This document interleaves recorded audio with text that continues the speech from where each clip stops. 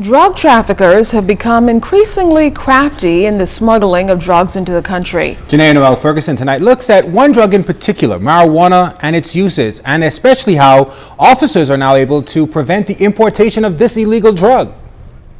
The illegal drug trade in the Bahamas involves the transshipment of cocaine and marijuana through our island, then on to the United States. Authorities say the majority of drugs originates in Jamaica. Police also say those drugs, in particular marijuana, is compressed, tightly taped to protect the drugs from the elements and then shipped in croco sacks. If you were to cut into this, you will see that compressed product.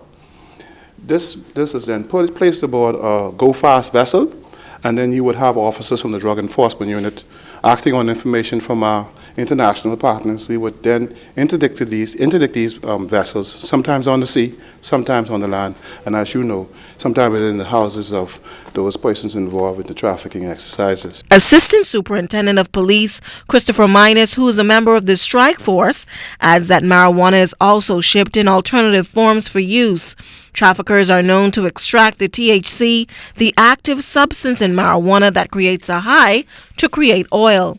This is a very concentrated form of THC, and how this is used is they would get a regular cigarette, and they would get this hashish oil and lace the cigarette, and when they smoke it, they get even a higher concentration of THC within their bodies from the hashish oil. For the hashish oil, it's the more high-end users, like This would be more expensive. Yeah, more affluent persons, yes. And then for the leafy product, it'll just be the regular persons on the street. There's also been modern advances in growing marijuana. This is called hydroponic.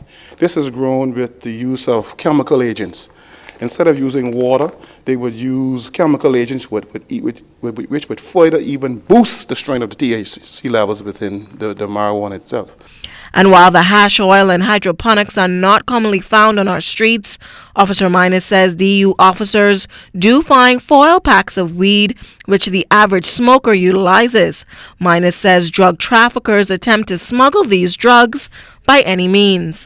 I've seen them smuggle this in washing machines. I've seen them smuggle this within the orifice of their bodies, wherever they can get it. We've seen them, ladies smuggle these in some places that can't be mentioned.